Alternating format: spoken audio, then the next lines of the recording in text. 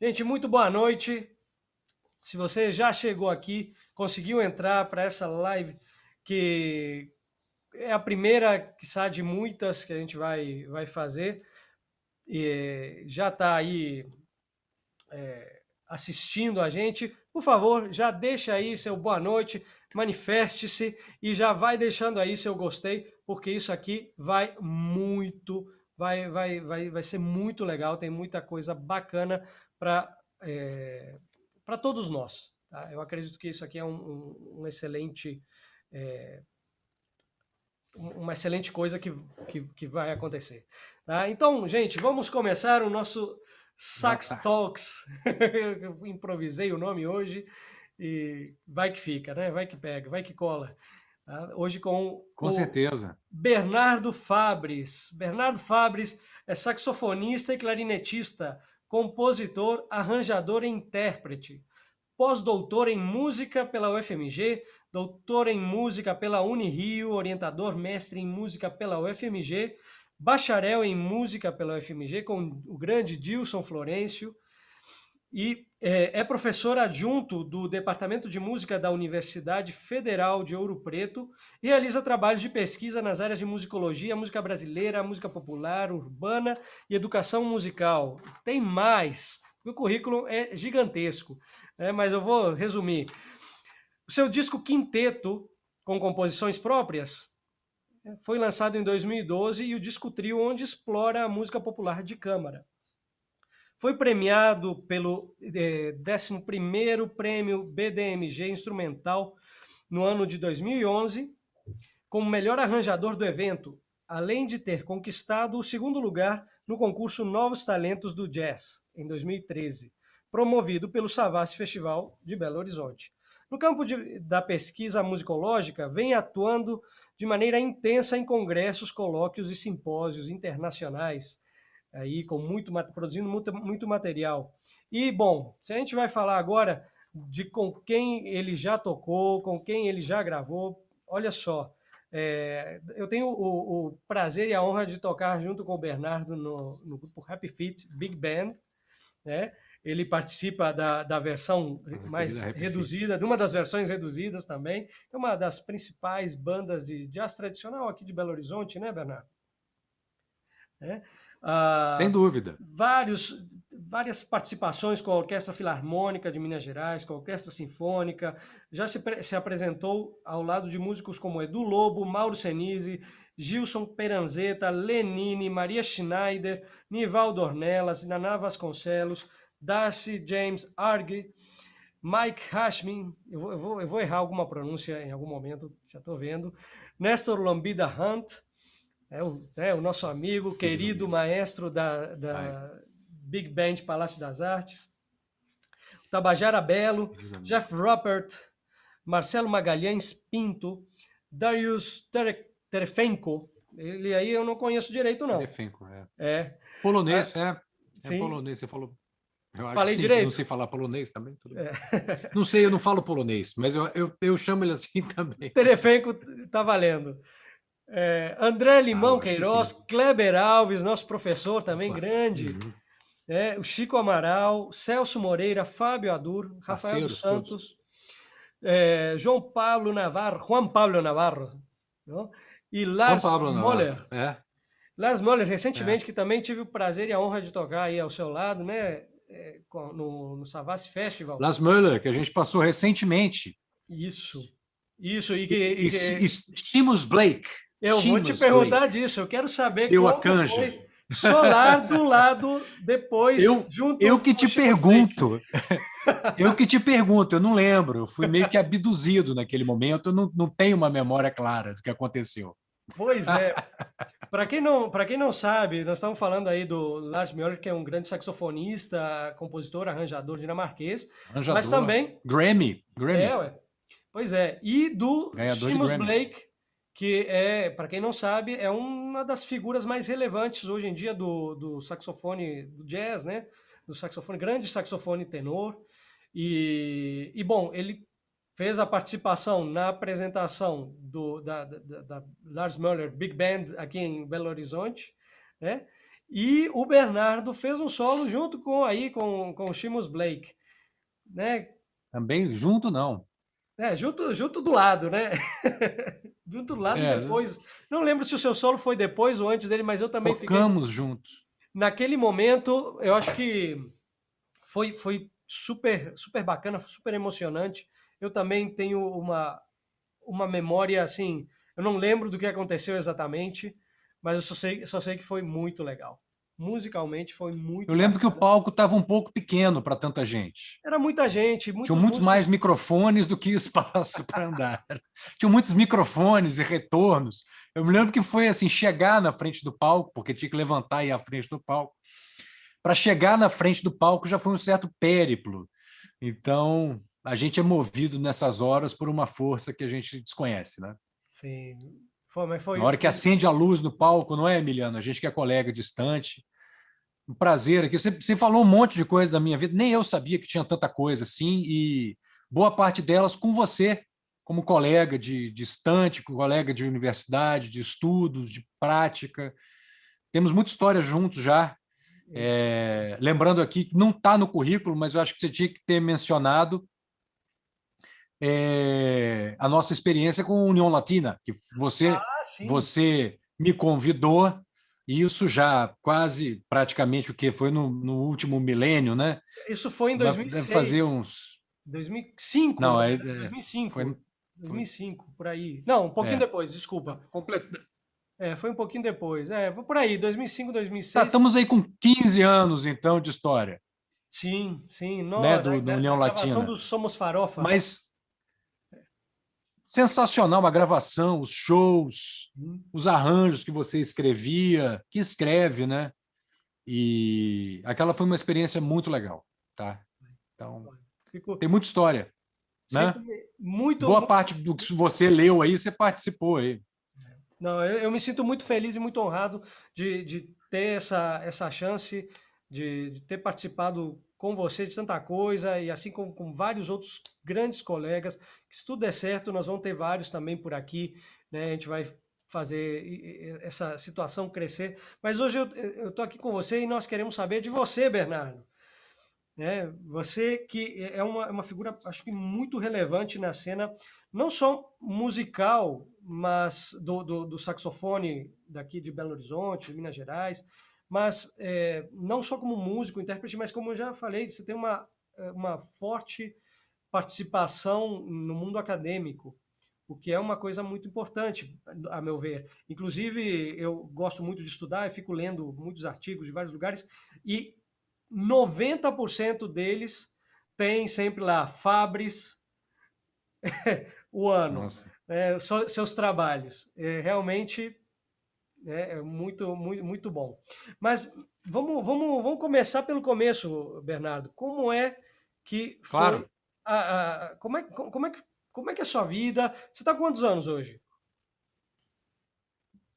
eu estou com 43, mas durante pouco tempo. Durante Semana que pouco vem tempo. eu já vou passar para 44. Olha, que dia que vai ser? Aí a gente já manda a Estou mensagem. na dia 4 de maio. 4, olha, maravilha. Eu vou para 44 no dia 4. Assim, vou ter que jogar no bicho, né? O que dá isso aí? 44, dia 4, o Bernardo faz aí, né, o aniversário.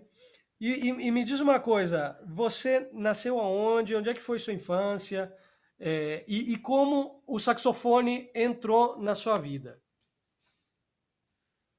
Legal. Bom, eu vou tentar resumir a história.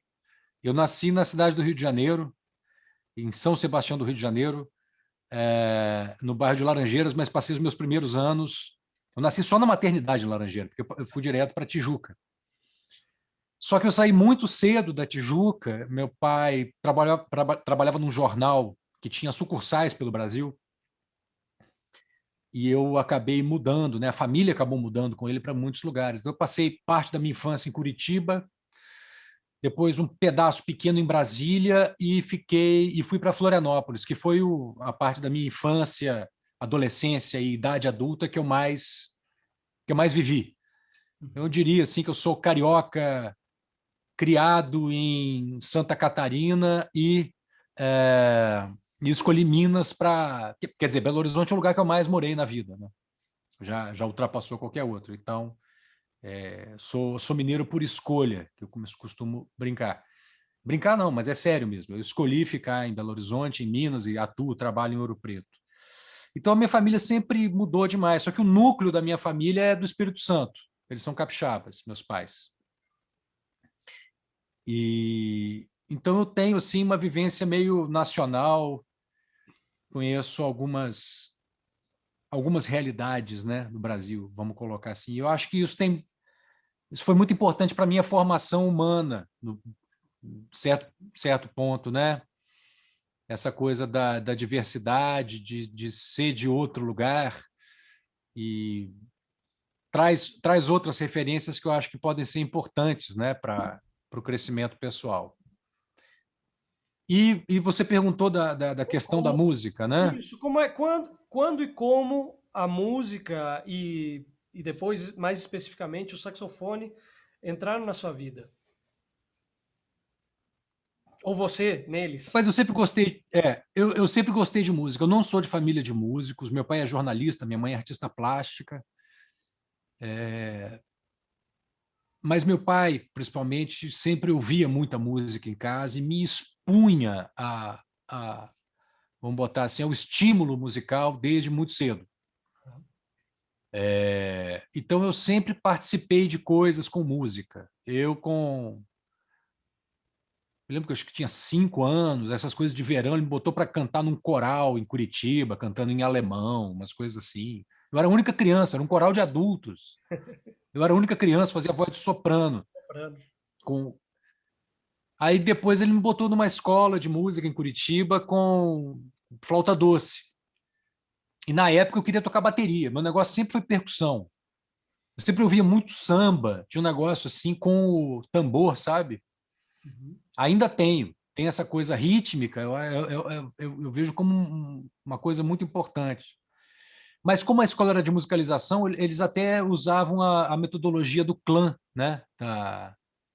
Do Zimbo Trio, né? A metodologia de ensino. Então eu comecei na flauta doce e já em Florianópolis, aí minha professora de flauta doce, à época eu tocava sax e eu migrei para o saxofone meio naturalmente, assim, ela deu uma ideia assim, você não quer aprender a tocar saxofone? Meu pai gosta muito de música e curtia muito sax.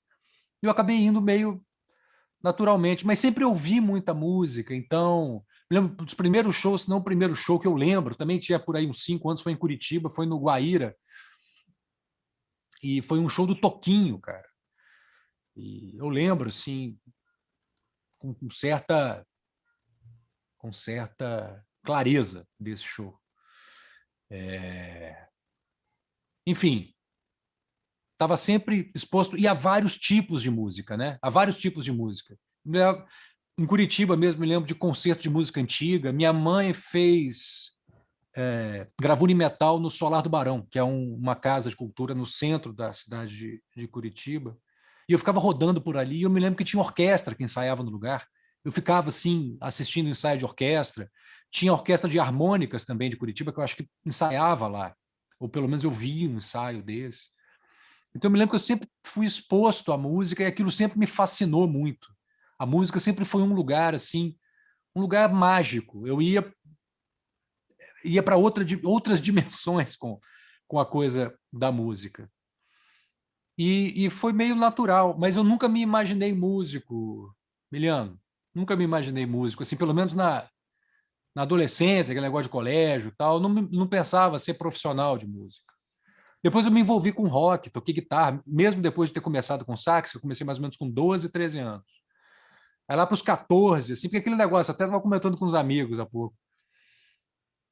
Não tinha, no meu círculo de amizade na escola, saxofone não era um negócio assim que as pessoas tocavam com.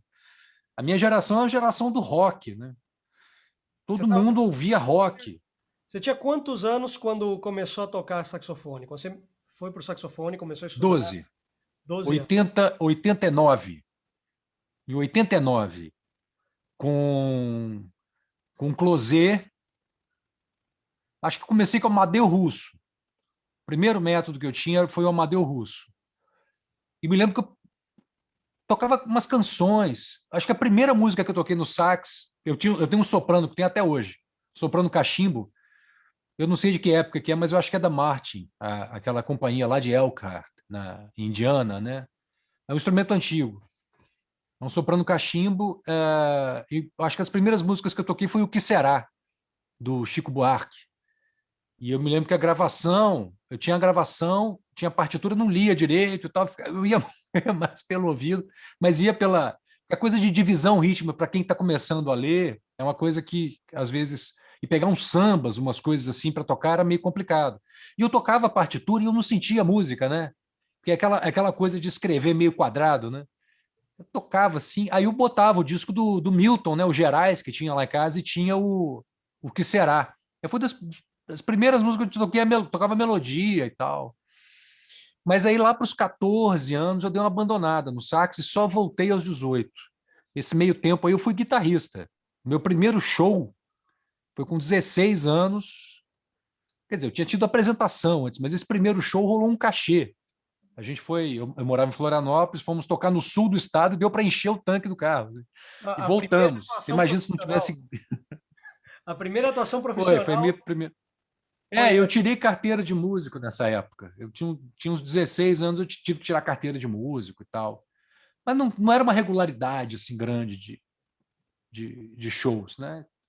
Shows esporádicos, mas foram as minhas primeiras experiências entendendo o que era passar som, o que era montar um palco, o que era tomar cano, essas coisas todas. Eu levar cano eu já aprendi com 16 anos, 17 eu já entendi o que era. Então, na verdade, é das primeiras experiências que um músico, ou quem quer se dedicar à música, das primeiras experiências que a pessoa é exposta, né? Levar cano Quando você quando está você é começando. contratado. Mas foi isso, e foi meio natural. Então, eu entrei no saxofone e a música sempre foi uma coisa que fez parte da minha vida. Até hoje eu acho que é assim.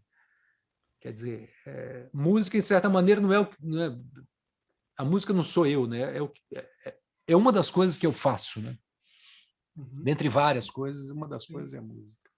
Sim. Mas aí você falou que você voltou aos 18 anos e que é época assim de terminar o ensino médio, é, É, e de pensar de repente em seguir uma faculdade ou não. Muita, assim, falo porque é, eu tenho um filho que acabou de passar entrou é, agora na UFMG para geografia. é. Então assim, Maravilha, mas essa maravilha. é, Estamos precisando de geógrafos. pois é, falando do IBGE, a gente estava mais um pouquinho mais cedo, né? É, Mas aí eu pergunto assim, porque eu via, eu tô acompanhando a situação dele, e aí me fez lembrar da minha situação de idas e vindas por outras faculdades e situações. Como você fez essa escolha? Como você entrou de vez assim no mundo profissional e decidiu fazer o bacharelado na UFMG? E mesmo sabendo que a vida de músico muitas vezes tinha daquelas coisas que você já tinha sofrido, né? Como é que foi essa. Como é que então, foi esse. como eu falei, eu tive essa vivência de guitarra e tal, e chegou nesse momento realmente de fazer vestibular, né, e entrar, ter uma carreira profissional. Eu estava muito envolvido à época com psicologia, estava lendo algumas coisas e prestei vestibular para psicologia na Federal de Santa Catarina, UFSC, só que eu não passei. Mas, paralelamente, eu prestei para música na UDESC, na Estadual de Santa Catarina. E passei na UDESC para música. Muito assim, engraçado, meus familiares, pai, mãe e tal, incentivam, não faz música também, vai que dá certo e tal. E quis o destino que eu não passasse para psicologia só para música. No momento que eu entrei na licenciatura em música, eu já estava envolvido de novo com saxofone. Na verdade, eu deixei o saxofone bem de lado, eu passava períodos sem tocar e voltava a tocar, mas não era antes dos 18, né? Entre os 15, 17 principalmente, não era meu principal instrumento, mas eu ouvia, né? Joe Farrell, Paquito de Rivera, tinha uns caras assim que eu sempre ouvi nesse período. Mas eu estava muito envolvido com o saxofone antes de prestar vestibular. Eu estava assim no universo de garimpar Hermeto Pascoal, estava ouvindo muito Hermeto, ouvindo Gismonte, Mauro Senise, e estava ouvindo muito Ian Garbarek, com as gravações da SM com o grupo do Keith Jarrett. E ali eu estava muito envolvido com música mesmo. Então, quando eu entrei numa licenciatura em música na UDESC, aquela vivência e contato com outros colegas e gente de tudo quanto é geração, porque é interessante que havia na graduação assim um perfil vários perfis geracionais, né? Então, gente que trabalhava com coral, música sacra, gente que trabalhava com educação infantil, gente que trabalha de tudo. E as vivências ali na UDESC abriram assim o leque para mim de possibilidades dentro da música. E a partir do momento que eu comecei a cursar, falei, não, é isso aqui mesmo, cara. Eu nunca tinha pensado em ser profissional da música, mas no momento que eu entrei na licenciatura em música da UDESC, eu decidi que música era o caminho. E aí fui me envolvendo cada vez mais com saxofone. Naquele momento, meu pai já morava em Belo Horizonte, eu ainda estava em Florianópolis, e eu queria muito estudar saxofone numa instituição, num curso superior. Fazer licenciatura em música era um ótimo curso, mas naquele momento, pelo menos, eu tinha a cabeça muito mais voltada para a prática instrumental. Eu queria me desenvolver enquanto instrumentista. E meu pai estando já em Belo Horizonte, eu fui conhecer o FMG em 96, julho de 96, eu visitei a escola de música, que ainda era na Afonso Pena, conversei com o Dilson, ele foi super carinhoso, me deu as instruções, faça isso, faça aquilo. Eu tocava soprano, aí ele falou assim, não, a peça de soprano não é tão legal, não. Estuda a peça de saxofone para fazer o vestibular aqui, que era o Tcherepnin, né? Na época. E conversei com Maurício Freire, que era diretor da escola de música. E aí, dali de 96 para 97, eu fui amadurecendo aquilo na minha cabeça e falando assim, poxa, vou tentar uma transferência, então, para a UFSC. Para a UFSC, para o UFMG. Uma transferência da UDESC para o UFMG. E aí foi assim. Em julho de 97, um ano depois, eu prestei prova, abriu lá, porque você, né, de vez em quando tem excedente do curso e tem vaga ociosa também. Era o caso. Eu pleiteei a vaga ociosa, fiz os exames, fiz a prova lá com o Dilson. A banca era o Dilson, o Flávio Barbeitas e a Celina, me lembro assim perfeitamente. A minha primeira banca de instrumento na UFMG foi para entrar no curso com os três professores, que são queridos colegas, né? Gente de mais alto gabarito, todos eles. E aí eu entrei no curso superior na UFMG, foi uma transformação na minha cabeça. Eu tinha alguma ideia de saxofone erudito, mas poucos discos com peças de Villa-Lobos, eu acho que era para orquestra de sax que eu tinha. Sabe, a orquestra de sax vai do sopranino ao contrabaixo. Meu pai tinha alguma coisa, meu pai tinha uma coleção de discos interessantes, então tinha coisas assim de tudo quanto é coisa. Mas o repertório erudito... Oi? Um pouco atípica essa Você está coleção. ouvindo? Sim, um pouco atípica essa coleção de discos. Essa influência não é uma coisa muito comum. Os discos que meu pai tinha ia de Batatinha a Miles de Kilimanjaro, assim. Batatinha é o sambista lá de Salvador, né? Riachão e Batatinha era o disco. Xoxo, a cada macaco de um seu galho, xoxo. Então, assim, tinha de tudo. E tinha coisa de saxofone, tinha disco de Edino Krieger, coleção interessante. Mas quando eu entrei no curso superior, o repertório eu não conhecia, e inclusive com o saxofone enquanto instrumento solista de música erudita. Fundamentalmente, repertório francês. Das primeiras coisas que eu fiz, eu vi que o Dilson guardava uns discos lá na sala dele. A primeira coisa que eu falei foi o seguinte: Dilson, me empresta esses discos aí. Engraçado que a minha referência sempre foi auditiva. Então, para eu entender aquele universo, eu tinha que ouvir, a primeira coisa. Aí eu gravei os discos que ele tinha do Marcel Müller, tinha coisa com Marcel Müller, tinha outro que ele tinha trazido de Paris, a época que ele morou, né? Que ele fez que ele foi o primeiro prêmio no Conservatório de Paris. Então eu gravei tudo que ele tinha e andava com aqueles cassetes ouvindo. Eu me lembro que foi assim 1 ano, pelo menos, tocando só o repertório erudito, mudei boquilha, mudei jeito de tocar. Eu vinha assim porque tem uma escola, vamos dizer assim, uma coisa meio, não sei se ainda existe esse tipo de pensamento, mas tocar muito só com subtone, tocar sem articulação de língua, que é uma coisa que hoje eu não consigo entender. O pessoal na época chamava de articulação diafragmática. Na minha tese eu trabalho um pouco isso, escrevi uns artigos sobre isso, tem muito assim de senso comum nessa história toda. Mas fundamentalmente eu tive que mudar completamente meu jeito de tocar para adquirir a técnica que é a técnica do instrumento, né? Que não tem a ver com gênero musical, tem a ver com técnica do instrumento, né? Eu me lembro que eu fiquei pelo menos 1 ano assim, e foi transformador, cara, transformador. E o Gilson, uma pessoa, me abraçou, né? A mim e a todos, né? Os alunos do Gilson têm uma relação, alunos, ex-alunos do Gilson, têm uma relação com ele que é muito pessoal, né? É uma pessoa muito aberta, uma pessoa muito franca, muito incentivadora, muito positiva, né? No enfrentamento de desafios, né? Eu nunca vi uma pessoa que transmitisse tanta positividade para o enfrentamento das questões musicais no primeiro âmbito, mas que se estendiam, assim, vez ou outra, para outras questões que atrapalhavam, alguns ruídos ali, né, que apareciam na vida do cara, ele já percebia, não, mas você não está legal, o que está acontecendo?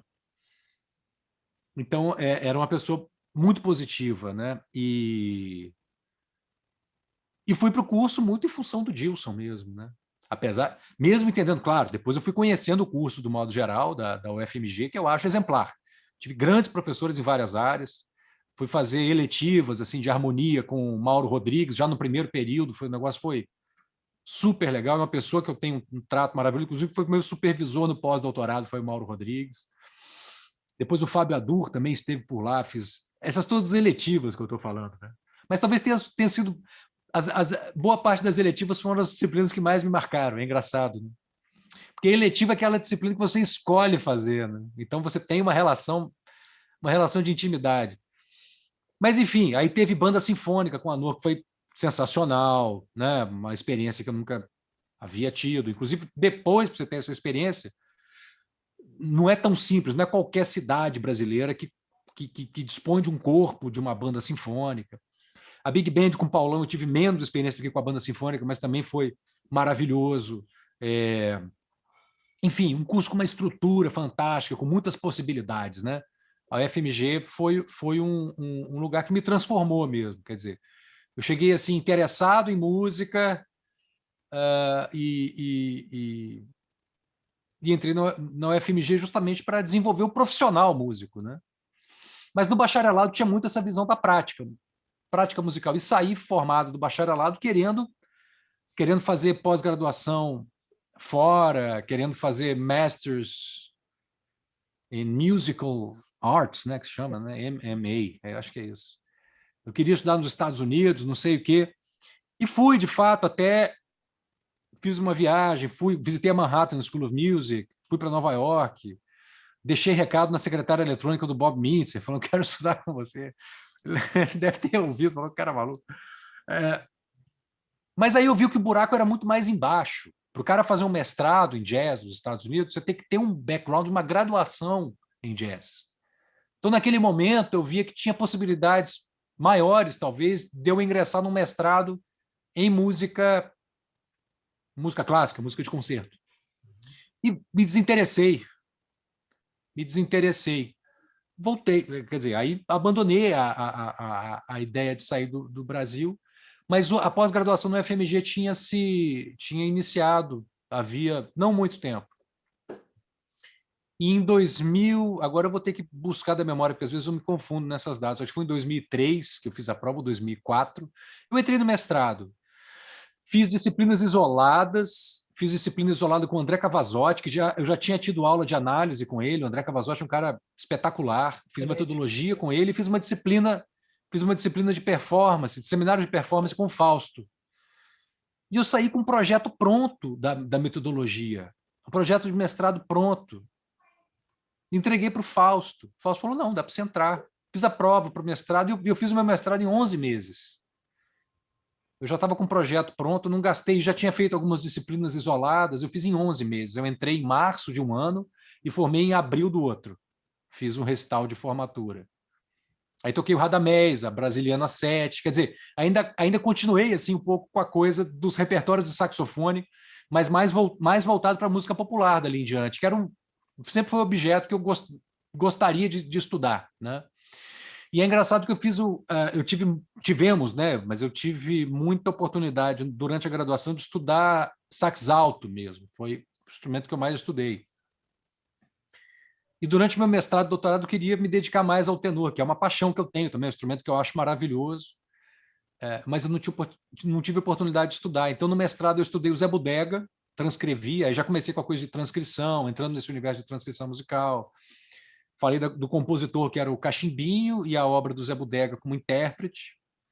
Aí fiz um recital todo voltado para isso. E no doutorado eu mergulhei na obra do Nivaldo Ornelas. Aí depois de terminado o mestrado, eu já estava casado. Eu vi que, bom, a gente ainda tinha uma condição, aquela coisa, né? Vendendo o almoço para comprar o jantar, tocando num evento aqui e ali, casamento, receptivos, dando aula particular, na maneira que dava. Conversando com a minha esposa, falei assim, olha, ou eu faço doutorado agora, daqui a pouco eu já estava vendo que assim, daqui a pouco eu tenho filhos e tal, a coisa pode ficar um pouco mais difícil. E não tinha doutorado na UFMG. A UFMG estava com mestrado só. Aí resolvi, de 2006 para 2007, de 2006 eu escrevi o projeto, em 2007 eu entrei no doutorado, assim, eu fui o último da fila para entrar no doutorado da Unirio. Tinha uma coisa ainda de mídia física, eles pediam determinados livros que você tinha que ler e que eu não achava na biblioteca da UFMG. Eu já não era aluno, não podia pegar o livro. Era uma coisa complicada. Hoje, se a gente tem internet e tal, é uma realidade completamente diferente. Você tem acesso a tudo, né? Mas eu me lembro que me preparei a maneira que deu e a Lúcia Barrenecheia, pianista, topou, principalmente por causa do meu... Acho que foram os dois pontos assim que pesaram para minha entrada na Unirio, foram o projeto de pesquisa e o recital. Na banca de recital estava o Nailson Simões, grande trompetista, professor, sensacional. Aí eu me lembro que toquei Radamés, toquei Tony Horta com um colega, toquei Espinha de Bacalhau, coisas do meu recital de graduação eu recuperei, e do mestrado. E toquei alguma coisa do Nivaldo já, talvez, não sei, mas tinha alguma coisa assim já, tinha Tony Horta, tinha uns temas assim, tinha tocado no recital. E entrei com um projeto, então, para me debruçar sobre a obra do Nivaldo Ornelas, a obra autoral do Nivaldo. E esse projeto, então, iniciou com a orientação da Lúcia Barrenecheia, que é uma pessoa maravilhosa, e depois ela participou da banca, inclusive. Mas durante o primeiro ano do doutorado, eu acabei migrando de orientação para o Luiz Otávio Braga, que é um cara que foi fundamental para mim. Eu senti nele assim uma interlocução muito positiva também. Eu falava meia frase, ele já entendia o que eu queria dizer. E sujeito de muita experiência, muita sensibilidade também. E a gente pôde ali escrever, então a tese foi produto disso aí. E o Nivaldo Ornelas, né? Eu tenho que agradecer assim, a minha vida inteira, porque ele abriu as portas da casa dele. Eu tenho mais de 9 horas de entrevista transcritas com ele no anexo da tese. Eu transcrevi quatro composições dele, do que ele me explicou como sendo a trilogia. São 2 trilogias que compõem a paisagem sonora de Minas. Uma segunda trilogia que ainda está para ser terminada, mas aí eram 5 discos, então, que me debrucei, eu peguei material de algum desses discos, na verdade foram dos 3 primeiros, foi a primeira trilogia, que foi o objeto central da tese. E ali na tese, enquanto que na dissertação, que era um artigo, na verdade, um artigo de performance, eu fiz dentro da linha de pesquisa de performance musical, na Unirio, eu entrei para práticas interpretativas, que seria mais ou menos o correlato da performance. Mas o meu percurso na Unirio, até por ser um doutorado, me levou para uma área assim, de musicologia e música popular um pouco mais ampliada. Então, eu diria que está na linha de pesquisa, a tese está na linha de pesquisa de prática interpretativa, mas tem um tanto de coisas assim da antropologia social.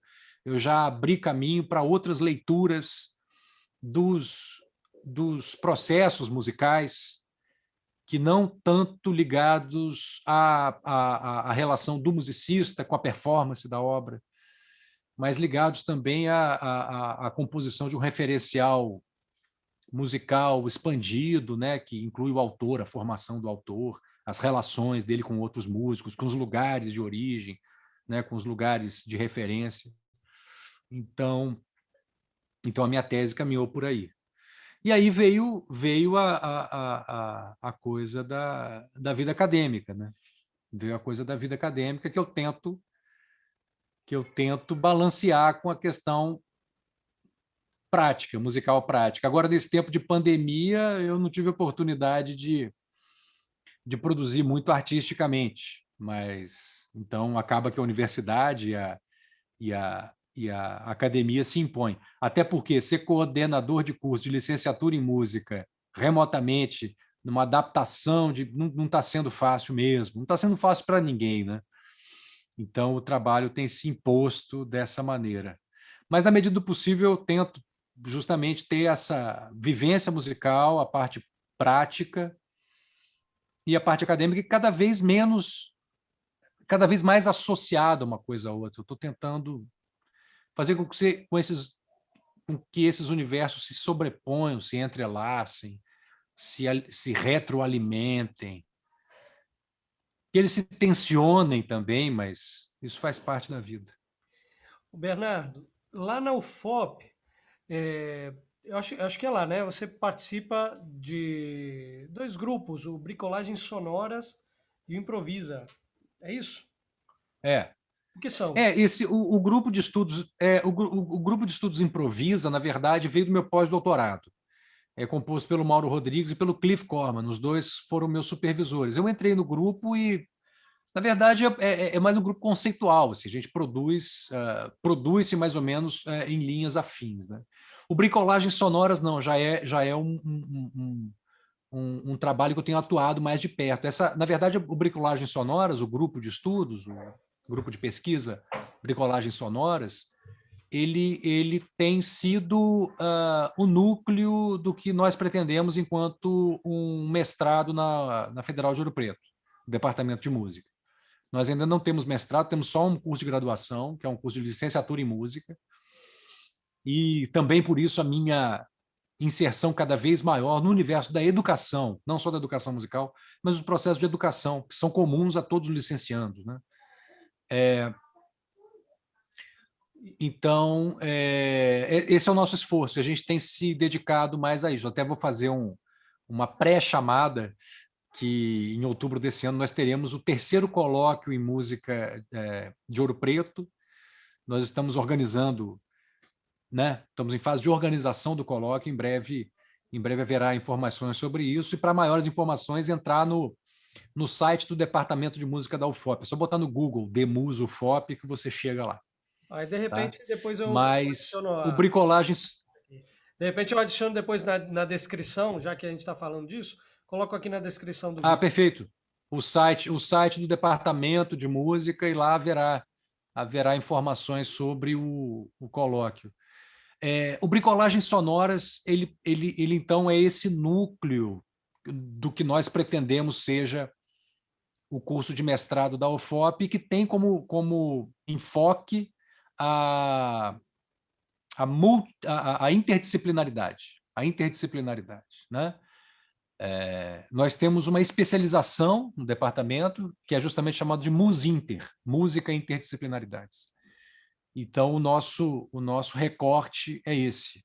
Por isso, bricolagem sonora. Bricolagem é um artefato, muitas vezes artístico, mas é feito de maneira manual com peças várias, né? de coleções diversas para se montar um artefato, né? O termo foi usado por Levi-Strauss, por outros autores.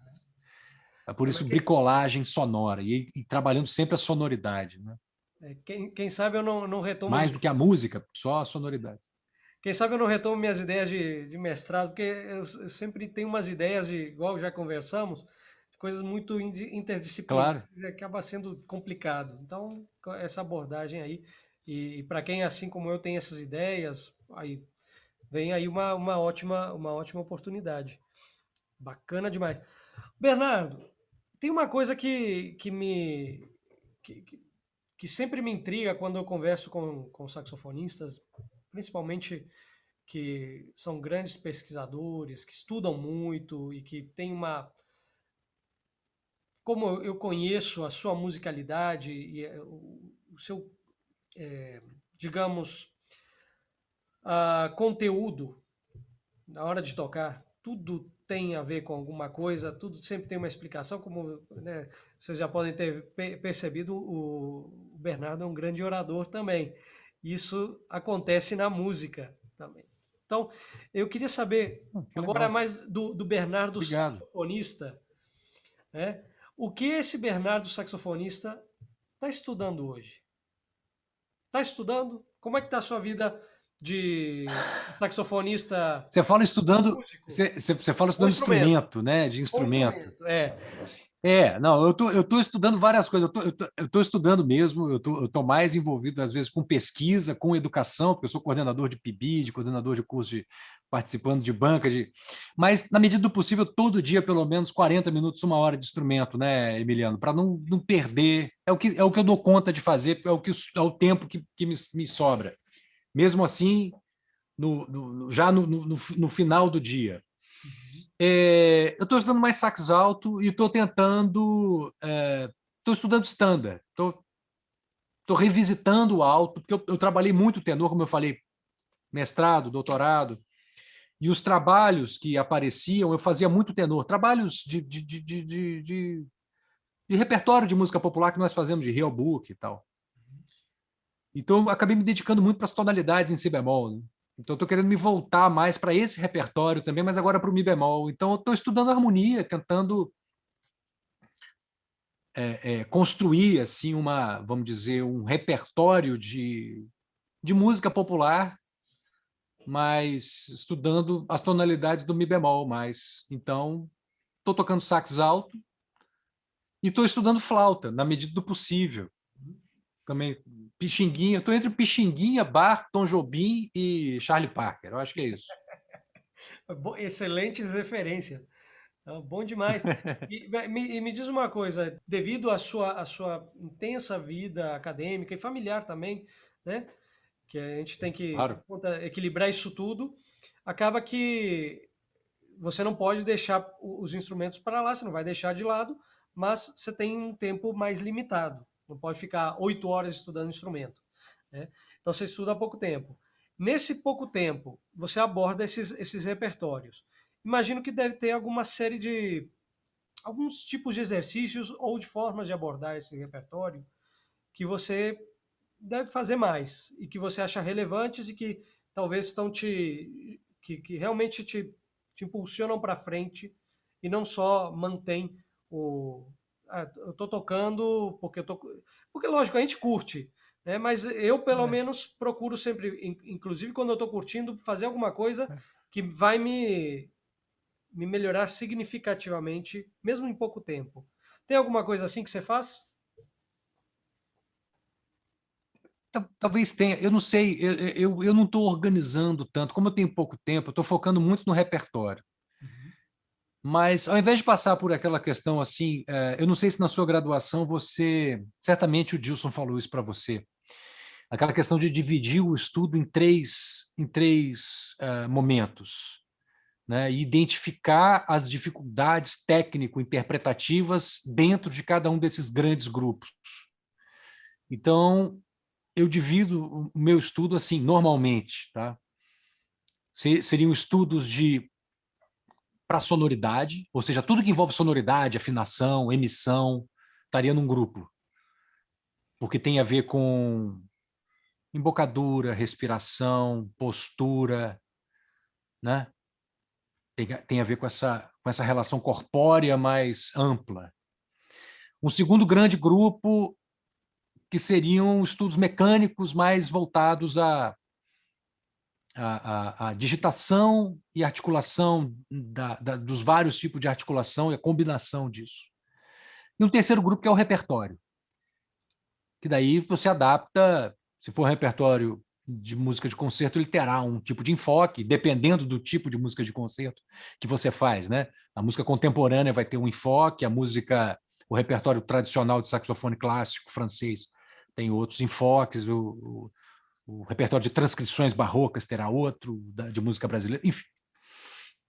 E eu tento sempre associar esses dois primeiros ao repertório que eu estou estudando. Porque eu acho que, no final, tudo desemboca no repertório. A gente não estuda, não Né? desenvolve a técnica pela técnica, né? Tudo são rios que descem para o rio maior, né? Para o Amazonas, que é o repertório. São afluentes desse repertório. Exatamente. Era uma coisa que o Dilson falava. Assim, ó, quando você for fazer um trabalho profissional e você for pago para isso, ninguém vai pedir para você tocar escala. A pessoa vai pedir para você fazer música. Então, eu tenho tentado otimizar esse tempo usando desse recurso, quer dizer, pensar sempre no repertório. Então, vamos dizer, eu vou estudar determinado tema, né? Sei lá, Triste, do Tom Jobim.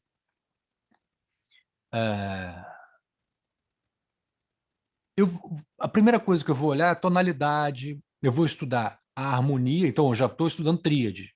Eu posso estudar isso de maneira lenta, começar estudando nota longa com a harmonia da música que eu vou estudar. Para não perder tempo. Eu não vou fazer nota longa de um método e depois eu vou para outro repertório que está trabalhando outras coisas. Então eu estudo as tríades, só tríade. Tenho dificuldade com a tríade? Só tônica. Tônica e terça. Tônica, terça e quinta. Ou só terça, só quinta. Estuda nota longa em cima. Se tiver play along, legal. Deixa o play along rodando e você toca nota longa. Né? Então, essa é uma maneira. Depois, você vai ter que estudar a escala. Estuda as escalas dos changes, né? Dos encadeamentos. Né? Começa pela escala da tonalidade da música. Depois você vai vendo os changes que tem dentro. Isso aqui é um 2,5 de Mi bemol, um 2,5 de Lá bemol. Então você já tem um grupo de escalas que você vai ter que estudar. Se você tiver que estudar a escala, não começa do Dó maior sempre. Estuda a escala da tonalidade da música que você está tocando, do repertório que você vai. Não, mas meu repertório é contemporâneo. Eu estou tocando aqui nesses estudos aqui do. Como é que era o nome dele? Acho que era o Prati, né? E que são muito legais. Eu estava descobrindo esses dias, grande coisa, descoberta pessoal.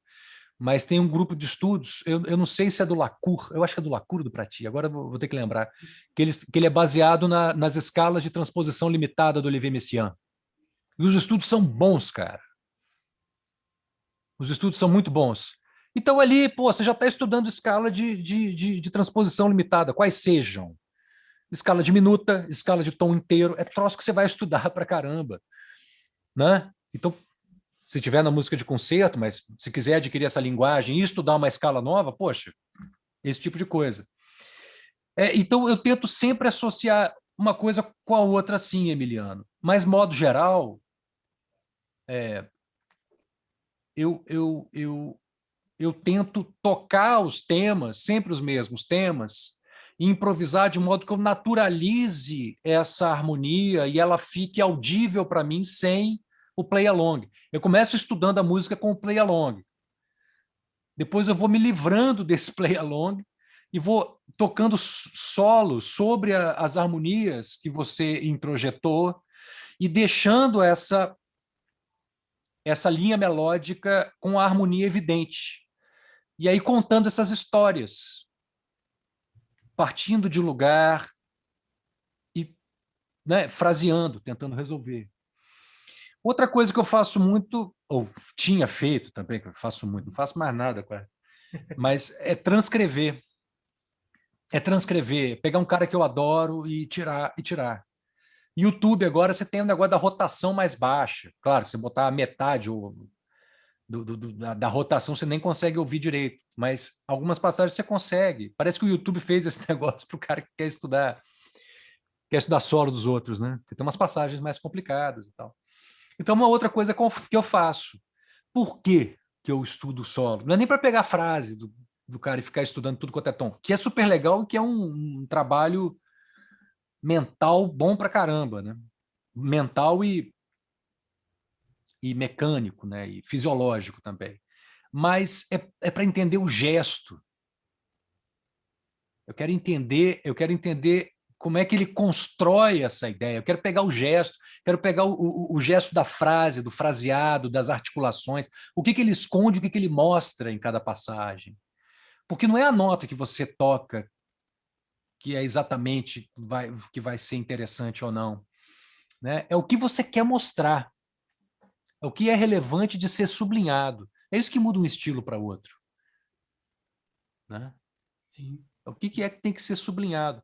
E eu acho que isso a gente só consegue entender, é a mesma coisa de língua. Você vai pegar um sotaque novo, você vai ouvir a pessoa falando e vai tentar imitar o gesto sonoro daquilo, antes de até de entender o que é que está sendo dito. Então, quando você entende o gesto sonoro, você começa a entrar naquele outro sotaque musical também, né? Então, essa é outra coisa que eu tento fazer. E o que eu estou tentando fazer agora é pegar esses temas que eu estudo de cabeça e gravar com o instrumento harmônico, fazer o meu play-along, ao invés de pegar os que são muito interessantes, os que eu tenho usado mais. Quer dizer, o Abersold a gente usou muito, mas agora eu consegui umas gravações do Hal Leonard, né? Aquela Tem editora uma que versão faz edição de nova. transcrições também. Tem uma versão nova de todos os standards, assim, tem novas gravações. Tem. A questão só que eles tocam 3 vezes o tema, em geral. Quando é balada, são só 2 vezes. Então não tem muito espaço para ficar improvisando. Mas a gravação é muito boa, o jeito que se toca, tem uns arranjos muito bons. Eu estou tocando direto um que é o My Funny Valentine deles. Bicho, o arranjo, eu tô querendo tocar aquele arranjo, estou querendo tocar o arranjo. O arranjo é bom, tem uma levada assim, super legal. E aí também esse negócio, eu só tenho repertório, o que eu faço? Vou ter que passar pela nota longa? Não, começa estudando balada. Você não começa normalmente uma nota longa? Começa estudando balada. Bota o play along, toca 2 vezes, 3 vezes o tema de nota longa.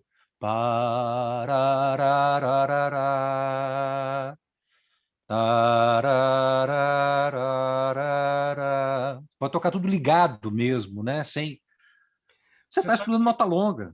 Você sabe que isso que você está falando lembra muito umas coisas que eu gosto muito do George Garzoni, que é uma grande referência aí do jazz e tal, inclusive na didática, né? Professor, inclusive do Seamus Blake, que a gente falou, né? Do Joshua Redman, enfim, de vários assim. E Sim. tem uma masterclass dele que está disponível aqui aí no YouTube, que ele fala assim que parece que as pessoas se esquecem de deixar o som acontecer, de tocar os temas e principalmente das baladas. Por exemplo, ele fala da balada. Isso aí, tocar a balada, tocar o tema, deixar a nota soar, né? Parece que existe uma ideia de que você toca aí você tem que encher de nota. Não. Aí ele fala, deixa a nota soar, ouça, trabalhe o som, né? Toque as melodias. Você Então, esse você falou Jerry Bergonzi? George Garzoni. É o Jerry Bergonzi? George Garzoni. Mas então, é uma abordagem, de repente, para você juntar essa coisa. Você vai ficar estudando nota longa, nota longa. Claro que é importante também. Se você tiver tempo para isso, é ótimo. Eu gosto muito de nota longa, o Gilson passava isso para mim, não sei se para você também, para tocar com dinâmica, pianíssimo, fortíssimo, pianíssimo, depois tocar a oitava, pianíssimo, fortíssimo, pianíssimo. É ótimo fazer isso. Top tones, né? Os harmônicos do Rascher. É outra coisa. Quando eu tenho tempo, eu faço. Mas, na ausência disso, você pode ter uma abordagem dessas já com o repertório. Você está estudando o tema da música que você vai tocar, E o repertório é variado. Normalmente você toca uma balada, você toca uma bossa nova, você toca uma coisa mais bop, você toca um blues, né? Isso mais no universo do jazz, mas isso você pode ser transposto para qualquer outra questão. Você vai tocar um choro, né? Vai tocar uma música do Milton. Então isso é um você tem vários ambientes ali que você pode passear, né? Uhum. E aí você pode dar um enfoque diferenciado nesse sentido. Aí eu vou tocar um choro, bom, já é um negócio para estudar escala e articulação, né? Se você vai estudar escala, por que não pega o Descendo a Serra, por exemplo? Estuda a escala tocando Descendo a Serra. Ah, eu já toco Descendo a Serra, toca em outro tom, né? Entende? E aí, cada nova vez que você toca, você bota uma articulação diferente, Uhum. né? Eu acho que uma coisa que eu tenho falado muito com os alunos que estão assim pensando em às vezes em estudar improvisação ou trabalhar essa coisa criativa, que eu acho que é uma coisa que você faz muito, né? Porque né, esse repertório que a gente está comentando tem muito disso, né? É Uhum. justamente isso que você está falando. Olha, você tem pouco tempo, então vamos otimizar fazendo esse tipo de coisa. Vamos ser criativos. Vamos exercitar. É. Improvisação implica exercitar a criatividade. Então, vamos começar a exercitar a criatividade é, abordando o estudo de uma forma mais eficaz. Ou seja, trazendo também, assim como você falou, as notas longas para harmonia, as escalas para harmonia. E aos poucos você vai trazendo. Eu acho isso fantástico. Então, que bom. Eu acho é muito bom quando a gente vê ressonância assim no pensamento. Claro, Fico muito claro, feliz. claro. E Sim, você, sim. você trabalha esse tipo de abordagem com seus alunos também, né? Ou como é que você faz isso? Eu trabalho de maneira muito pessoal.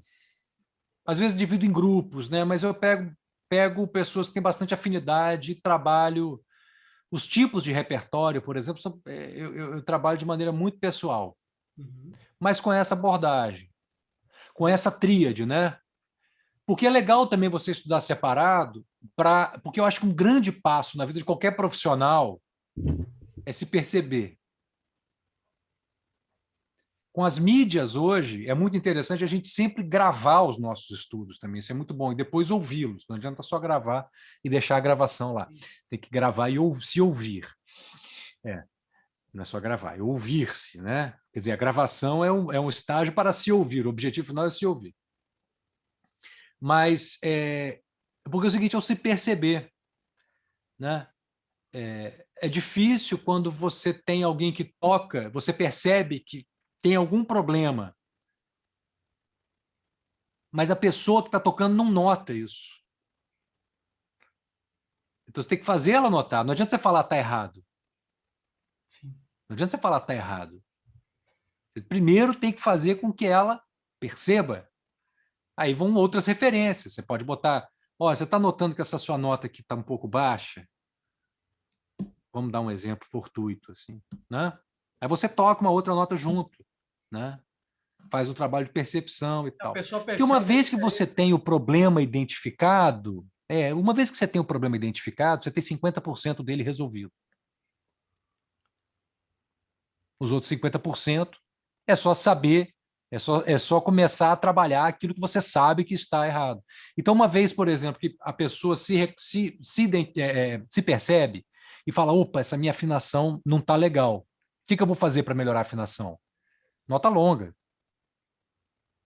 Bom, primeiro você vai ver se é um problema com o instrumento, se com você, né? Claro. Mas aí você percebe que é alguma coisa de emissão. Às vezes a embocadura não está correta, às vezes a respiração não está boa, às vezes é postura. Porque a nota longa não é a nota por si só. Porque na nota longa, como você está tocando só a nota longa, você não está pensando na escala, você não está. Você tem oportunidade de se perceber. Então você fica na frente do espelho, você vê se a sua postura está adequada, você muda eventualmente um pouco a sua postura para ver se tem alguma resposta, né? Então, isso que eu acho legal dessa concepção de estudar, de ter essas categorias separadas. Né? Num outro exemplo fortuito, não é a afinação que é o problema. Fala, essa passagem aqui, meus dedos estão embolando. O que você vai fazer? Estudar mecanismo. Então, você vai recorrer a estudos mecânicos que desembolem aquilo ali para você. Às vezes, não só a peça que você está tocando, ou seja, não é só estudando a peça que você está tocando que você vai melhorar a sua, ou vai te deixar mais desenvolto. Você tem que pegar estudos correlatos e estudar aquela passagem. Ou, como você falou, que é uma coisa importantíssima, ser criativo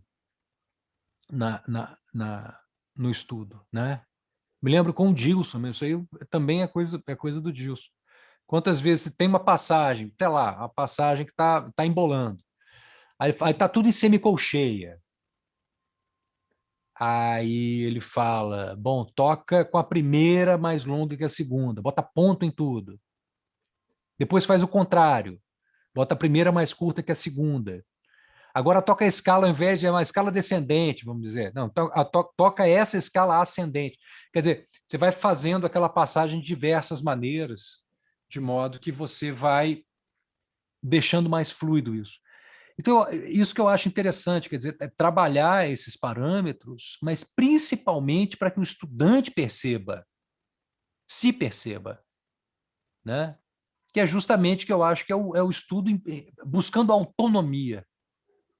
Eu acho que essa autonomia é uma coisa que eu também busco muito com os alunos.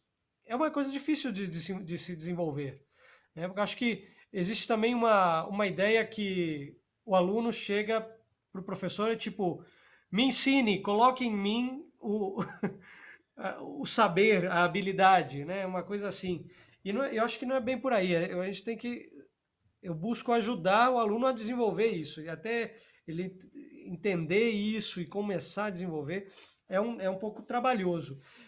Bernardo, pensando nisso e na situação do ensino do instrumento, do estudo, na atualidade, e você participa ativamente aí dos simpósios, né, internacionais, como é que você vê Alguns. Não sou muito ativo, não, mas um pouco. a, Dentro enfim, da possibilidade, né, Emiliano? Você sabe como é que é, não é assim toda semana, calma aí. não, mas volta e meia, né, eu pergunto e tá aí. Mas o É. importante é que você é um cara muito ativo e por ter essas conexões aqui e lá, é, você tem uma visão, acho que bem relevante da coisa, a meu ver, né? E aí eu queria saber de você, analisando a atualidade, e como é que você vê o ensino do saxofone, o desenvolvimento de um modo geral, e como é que é a sua visão do futuro, do que está acontecendo? Há um tempo a gente conversou e falamos um pouco sobre a educação pública, de artes de um modo geral, né? Mas falando da escola de música e, enfim, Uhum. como é que você vê essa situação atualmente, não só no âmbito público da universidade, mas de um modo geral, através da internet, como é que tem sido esse último ano, e como é que está a sua visão do futuro?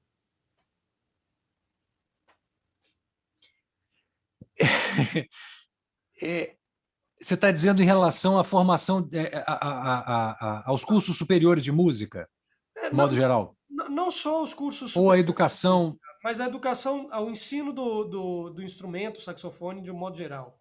ou do instrumento. Ensino do instrumento, né? Ou o lugar de atuação desse profissional que ensina instrumento.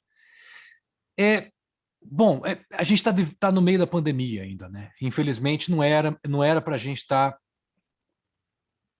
ainda tão preso, né, quanto estamos, né? As coisas eram para já estar voltando a acontecer, mas vamos ter que esperar mais um pouco aí para termos o presencial de maneira mais segura para todo mundo. Então, nesse momento, é um momento de reinvenção. Eu estou analisando o presente para te dar essa resposta do futuro, tá bom, Emiliano? Porque eu não tenho resposta também, não. Mas é só as impressões que eu posso eventualmente ter. Mas eu acho interessante a gente avaliar o presente para poder projetar. Então, a gente está nessa realidade do ensino remoto, que não é educação à distância, e não é ensino-aprendizagem, em muitos casos, é só ensino. Porque uma vez que você não tem o contato imediato do estudante, a relação ensino-aprendizagem ela não fica realmente completa, né? Em alguns casos. Há momentos que você tem isso, né? Na nossa transmissão, por exemplo, nas transmissões de videoconferência, como a gente está fazendo aqui, a gente tem até essa resposta. Mas as aulas pré-gravadas, por exemplo, esses outros recursos, você já não tem aprendizagem, você tem um ensino do ponto de vista do professor. Enquanto que do ponto de vista do estudante, ele só tem a aprendizagem. É assim, né? Mas você não tem... O professor fica distante do processo, é isso que eu quero dizer. E está sendo um momento de readaptação de muita coisa, né? De descoberta de outras possibilidades que, sim, muitas vão ficar, eu acredito que muitas dessas possibilidades tecnológicas ficarão, que são super positivas, mas há outras práticas que não são substitutíveis, né? À distância. Então, o ensino e aprendizagem de instrumento nessa modalidade abre novas perspectivas, porque você pode estar em qualquer lugar do planeta e ter uma interação com uma pessoa do outro lado, principalmente se for nesse universo síncrono, né? Que a gente está experimentando aqui, por exemplo. Mas, ao mesmo tempo, a interação pessoal ela dá outra perspectiva, né, para o trabalho, né? E é onde a gente pode se amparar para muitas das coisas que a gente tem feito. Enfim, eu falando em ensino superior, eu posso falar da minha experiência dentro do ensino superior público.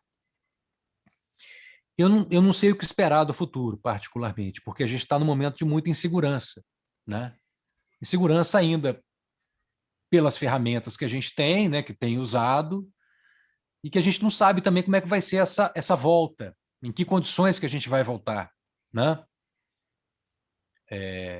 Então, eu particularmente, para te ser sincero, eu não tenho um futuro muito construído, não. Eu estou tentando aprender ainda dia a dia, superando os desafios do dia, tentando ser o mais criativo possível, como você é, né? Você é um cara super criativo, eu vejo que você tem muitas iniciativas. Eu, por exemplo, dei aula de percepção musical à distância esse semestre. Eu vou dar aula de flauta doce para um grupo de licenciandos em música. A gente faz observação de sala de aula no PIBID à distância. Então está tudo sendo muito novo, né? Há muitas limitações, né, nesses aspectos. Mas, sendo criativo, a gente acaba produzindo um material paralelo, acaba produzindo podcasts, exercícios de áudio, enfim, outras coisas que são interessantes. O que eu posso falar é o seguinte, para qualquer profissional que entre na música, o que eu acho que é fundamental hoje é a pessoa ser polivalente, ser flexível, antes de tudo. Porque a gente não tem controle sobre os processos. Cada vez mais isso está mais claro. A gente não tem controle nenhum sobre os processos. Então, se eu puder dizer alguma coisa, é que seja maleável. Como diria o Bruce Lee, seja como a água. A água dentro do copo adquire a forma do copo. Então, tem que ser maleável, entende? Então, muito daquilo que a gente imagina, daquele processo mais tradicional, de aulas de instrumento, a coisa conservatorial, muita coisa, inclusive essa frase que você falou, né, essa ideia meio pré-concebida que as pessoas têm, eu sou aluno, inclusive essa palavra aluno, né? Aluno é aquele que não tem luz, alumno, sem luz, que vem da ideia realmente de um sujeito recipiente, né, que é a crítica do Paulo Freire aí e tal, à educação bancária, né? E que a gente ouvia muito assim nos conservatórios, o professor falar assim: agora que você é meu aluno, esqueça tudo que aprendeu. E agora, né? Sim, sim, sim. Né? Mas era um negócio meio assim, né? Não sei se você já passou por isso, Não mas tanto. tinha gente que era assim. Isso é uma coisa cada. Hã? Não, Desculpa. eu não passei por isso dessa forma tão violenta como eu sei que muitas pessoas passaram, principalmente em É, outros é. instrumentos. Eu acho que tem acontecido mais do que no saxofone, pelo menos do que eu vivi. É, mas é uma Aham. terrível, eu acho. O saxofone já tem essa coisa de ser um pouco mais polivalente, né, Emiliano? A gente já tem uma cabeça assim um pouco mais free em relação a muita coisa. E realmente, mas esse que é o negócio, todo mundo tem uma história, né? A pessoa que vai te procurar para ter uma, já tem uma história, ela já sabe o que é música, já tem uma relação com a música, mesmo que não saiba, eventualmente, o nome das coisas, não sabe tecnicamente como é que aquilo se opera, mas ela foi criada num ambiente sonoro. Todos nós, todo mundo foi criado num ambiente sonoro. E essas referências sonoras são levadas para a vida. Então, partir do estudante é muito importante. Então, por isso a flexibilidade, saber ouvir, né, Emiliano? Eu acho que o professor de instrumento do futuro acho que tem que partir dessas premissas, né, da flexibilidade, de saber ouvir, de se colocar no lugar do outro, né? de se submeter ao máximo de experiências possíveis, né? Musicalmente, né? Tocar o máximo de repertórios que puder, por exemplo. Tá? E se você quiser dar aula de instrumento, eu acho que é importante isso, né?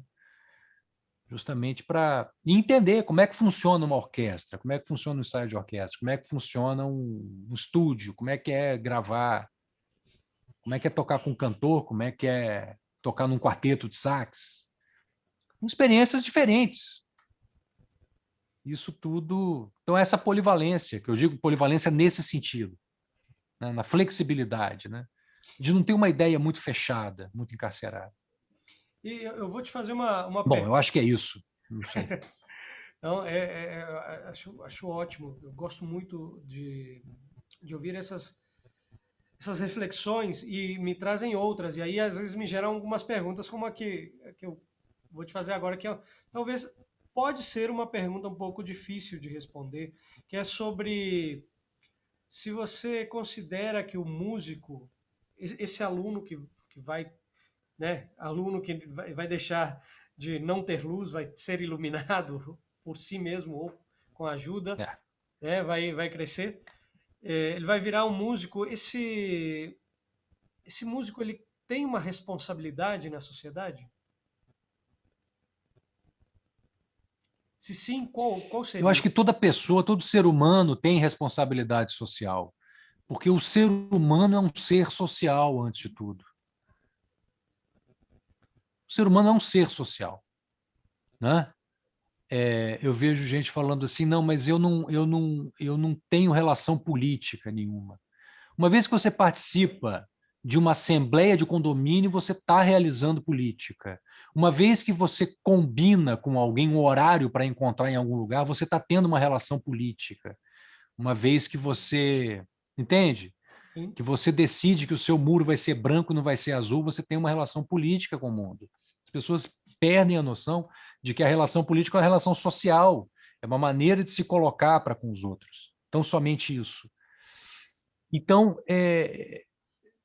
e música não vai ser diferente. E eu acho que o papel que a gente tem em música e a importância que o músico tem na sociedade, às vezes é subestimado nesse sentido, sabe, Emiliano? Eu acho que a gente tem uma responsabilidade muito grande enquanto, se falar de intérprete ou professor, enquanto veículo, né, enquanto mediador, né, de, de, de informação, né, de cultura, de produções artísticas, né, de possibilidades de fruição artística, né? Você imaginar que a fruição artística é uma maneira de expandir a experiência da pessoa. Uma pessoa com fruição artística que é exposta a, a experiência das artes, do modo geral, e da música, vamos falar mais especificamente, é uma pessoa mais... que tem uma experiência mais complexa da vida, vamos botar assim, né? É um sujeito que pode, tem a possibilidade de se expandir mais, é um sujeito com mais ferramentas, né? Então, eu acho que a gente, enquanto músico, a gente tem uma importância, a gente tem uma importância significativa na formação das pessoas e como você botou, na relação social, né, bom, com a sociedade. Acho que sim. bacana, Bacana demais, concordo, concordo. E esse, particularmente, eu acho que é um assunto que renderia muita conversa e muitas coisas, mas vai ter que ficar para outro dia. É, e Com certeza. eu queria saber, é, já para ir finalizando, porque né, já estou tomando demais do seu tempo hoje. Hoje você participou de duas bancas, né, Bernardo? Ok. Hoje foi. Estamos na UFOP, a gente está terminando o semestre letivo agora, e as últimas semanas são normalmente de defesa de trabalho de conclusão de curso, né? Então, eu participei de bancas, mas é sempre um momento muito interessante, né? Ver que a gente vê os estudantes chegando ao final de uma trajetória, a gente acompanha bem de perto, né? E eu estou como coordenador de curso, vou entregar o cargo em breve. Já estou também fechando a cortina aí da Não, minha participação, mas mas é legal, né? É legal participar desses momentos, assim, é bem gratificante de ver, né? bom, De estar presente. Eu então, gosto muito.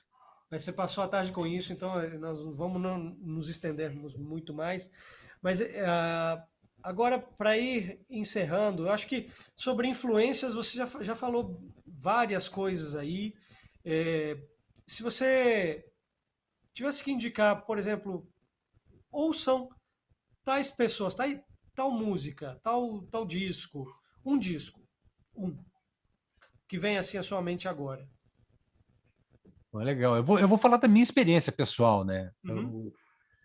Aí também depende muito do que a pessoa entende que pode ser relevante, né? Mas eu boto o Sanfona do Gilberto Gismonti. Sanfona Se eu do. tivesse que levar um disco só para. O Sanfona do Gismonti. al- Com o al- Nenê, Zeca Assunção, Mauro Senise, né? Aquele quarteto dele. Legal. Aquilo ali transformou, me transformou. Em Eu, que, eu é- levaria ele. em que época da sua vida esse disco te transformou? Eu devia ter uns 17 anos. Eu já conhecia Gismonti. Meu pai tinha discos do Gismonti, mas tinha coisa solo. Aquele trem caipira, né, com sintetizadores. Eu me lembro muito daquele disco. Mas esse quarteto, quando eu ouvi, é, aquilo ali foi muito impactante. Eu estou falando muito da história pessoal, tá? Sim, é Assim, uma lógico. coisa que eu ouvi e virou uma marca sonora para mim. E até porque outras coisas que são tão relevantes para mim hoje que vieram depois. Porque foi um momento crucial, foi um momento de decisões também importantes da vida, né? Então eu ficaria com ele. Legal demais. O Bernardo, para encerrar, me diz aí, qual você acha que é, né? Ou qual você gostaria que fosse seu legado? Imagina assim, Caramba, isso aí é. é profundo, mas é de novo, coisa que o que te vem agora, porque você é uma pessoa que tem feito muita coisa, assim como todo mundo faz muita coisa, mas a sua atividade musical e acadêmica tem sido tão intensa que, sem dúvida, já constitui eu acho, um legado importante. Você já pensou nisso? Se Pô, sim, qual que você gostaria que fosse daqui a uns anos? O impacto que você gostaria de deixar aí na sociedade? cara, o que eu pretendo da sociedade é saber criar meus filhos como uma continuação da sociedade. Eu acho que a gente acaba trabalhando para isso, né? Trabalhando e realizando tudo, porque eu quero que eles sejam boas pessoas, sabe? No final é isso. Legal. E se eu deixar alguma coisa pelo meu trabalho, pelas minhas participações musicais, que você está falando aí, porque a gente bota em currículo aquilo que a gente quer, né? Que tem que botar. Mas Aham. não, quer dizer, não é tão ativo assim, né? Inclusive, você falou do trio aí. Eu tô gravando ainda o disco em trio. A gente interrompeu por causa de pandemia e tal, então ainda não foi lançado.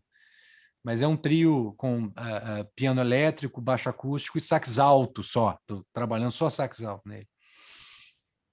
Então, queria ter lançado mais coisas e tal, mas não vejo como tão intenso assim. Mas o que eu acho, no final das contas, é que eu gosto de fazer isso tudo que você falou, que eu fiz, eventualmente fiz, e tem muito mais coisas que eu gostaria de fazer, mas o que fica de memória para mim é porque eu me diverti, sabe? Assim, foram momentos muito intensos. Foram momentos muito intensos que você vive 100%. Você está ali 100%. Um monte de gente falando de mindfulness. Eu falei, cara, vai tocar Giant Steps para saber o que é mindfulness. Tem uma hora que você está em, é outra coisa, você está em outro lugar. A lógica, né, musical, você passa por isso. É uma espécie de epifania, tem momentos que você. Não estou dizendo nem que é bom para quem ouve, estou dizendo para quem faz. Às vezes o negócio está uma porcaria lá na frente. Mas a experiência de passar por isso, ela é renovadora, ela é transcendental, né? A música tem esse poder, né? Às vezes música é meio jogo de tênis, né? É mais legal para quem joga do que para quem assiste, porque tênis, porque às vezes aquele negócio não vai para lugar nenhum. Mas, Mas mas é eu para posso que... falar do que eu fiz, eu posso falar do ponto de vista do intérprete. Não, certamente. Mas, ó, eu costumo dizer que o primeiro ouvinte do que a gente faz somos nós mesmos. Então, se a, né, porque a gente toca, a primeira pessoa que ouve o que eu toco, inclusive quando eu estou sozinho, né, ou quando eu tô em público, e deve acontecer com você, somos nós mesmos, né? Aí, então, talvez a primeira pessoa que a gente deva agradar sejamos nós mesmos, né? Com a música, se for para agradar alguém, né? Com Bernardo, certeza. Mas esses momentos também são raros, né? Esses momentos assim de transcendentais, de completude. A gente fica buscando isso sempre, né? Aí quando chega próximo, assim, você fala, pô, hoje foi demais. Mas tem muito momento assim que é contando compasso, atenção, olha lá, pum, passou, ih, caiu. ai, Tem essa parte também. ai. Ou quando faz aquele solo no momento inesperado, daquela nota que entrou na pausa. É, por isso, é legal, mas a experiência, de qualquer maneira, a experiência de estar junto, de estar coletivamente. A música social, né, Emiliano? Eu não vejo, eu entrei na música porque para tocar com as pessoas, né, bicho? Isso que é o principal, no final das contas, é isso.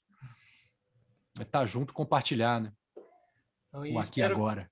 espero que em breve a gente consiga voltar a compartilhar, né? Como a gente já fez, igual você falou, nós fizemos muitos trabalhos juntos, mais do que realmente eu parei para pensar. Depois que você falou, começaram a aparecer aqui várias coisas que a gente fez e tomara que a gente volte a fazer Várias coisas. muito e em breve. Em breve. Tá certo, Com Bernardo? certeza, meu caro. Bernardo, Com não certeza. tenho como, não tenho palavras para te agradecer por esse tempo, por compartilhar, né, tão generosamente, como sempre. Na verdade, eu quero deixar constância disso, que em todas as vezes que eu conversei com você, sempre você foi uma pessoa muito generosa, muito amável, muito solícita sempre para ajudar e compartilhar aí experiência, conhecimento e mesmo às vezes sem a gente pedir, sem a gente perguntar, você se abre aí para isso, para enriquecer a vida de quem está perto. Então, Bernardo, muito obrigado por esse momento, por esse tempo. Tá? E alguma coisa que você queira falar aí para o pessoal para despedir? Deixa eu ver como estamos aqui. Rapaz, você falou tanta coisa que eu gostaria só de falar que a recíproca é super verdadeira. Queria te parabenizar por mais esse empreendimento seu, te desejar sucesso. Você que é um cara empreendedor mesmo, eu sei, né? Muito ativo, com muita ideia, sempre colocando coisa para frente. É fundamental, a gente tem que se encontrar, né? Esse momento foi muito legal mesmo. Então, conte comigo sempre que quiser, tá? E Amém. desejar a todos aí que curtam música, que curtam quem curte saxofone, outras coisas, mas que tocam, que toquem, que façam música, né? Que é sempre bom. Né? Ótimo, Bernardo. Muito obrigado. Deixa eu só ver uma coisa que a gente acabou conversando aqui, eu esqueci de que o pessoal está aqui, de repente tem alguma pergunta. Deixa eu só, antes de fechar, né, para agradecer o pessoal Tá, que beleza. assistiu até agora. Ótimo.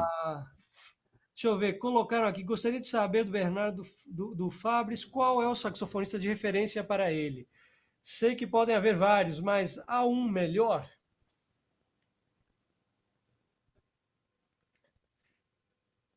Atualmente, para mim, já há algum tempo, é o Nivaldo Ornelas. Bom, O isso está... Nivaldo sempre foi referência. Depois que eu passei pelo doutorado, entrei mais no mundo. Eu acho ele muito autêntico, muito original. E principalmente o que vem assim como referência para mim do Nivaldo é justamente esse empenho em ser autênticos, né? É muito natural para ele. Eu fico assim, nossa, como é que ele consegue? É uma coisa absurda, né? Essa é uma marca, né? Essa marca dele, assim, tudo que ele faz tem uma marca dele muito forte, uma personalidade muito forte musical. Eu acho isso assombroso. Sim. Bom, beleza, deixa eu ver se tem mais alguma aqui. Por enquanto, não. Ó, estão falando assim, criar um método Bernardo Fabris, hein? Aí, ó. Será que é uma meta aí para o futuro? Método Bernardo Fabris. Aí, ó. Cara, eu tenho a impressão de que se eu escrever um método, ele vai ter tantas perguntas que as pessoas vão ficar mais confusas do que vão. Porque eu acho que eu vou botar assim várias questões ao longo. Ó, tem um exercício aqui, mas será que é isso mesmo que você precisa? Talvez não seja. Já Então, misturando. não sei, não sei. Vou amadurecer a ideia. É porque tem muita coisa boa já. Já tem muita coisa boa. Método Bernardo Fabris. Como tocar saxofone? Será que você quer tocar saxofone? Tipo isso. Tem- Você tem certeza disso? Tem certeza disso? Ô, Bernardo, muitíssimo obrigado de novo por tudo, pelo humor e em breve a gente se fala. Então, um forte abraço para você, para a família, tudo de bom, cuidem-se muito, certo? E em breve nos vemos aí. Qualquer coisa também estou sempre à disposição. Tá bom? Maravilha, Emiliano. Saúde para você, para todo mundo aí que nos ouve, que nos assiste. Um abração. Um Passem bem. abraço. Valeu. Valeu. Tchau, tchau. E para vocês que estão aí, fantástica aqui a participação do Bernardo, né? Foi realmente enriquecedor demais. O Bernardo é um grande amigo e um grande saxofonista. E, bom, se você gostou, então já deixa aí seu like, você já sabe o que fazer. Inscreva-se no canal para receber as notificações. Em breve teremos mais amigos, grandes saxofonistas, profissionais. Tem muitas surpresas, muita coisa boa aí pela frente, tá bom? Muito obrigado e tenham todos uma ótima noite. Até mais.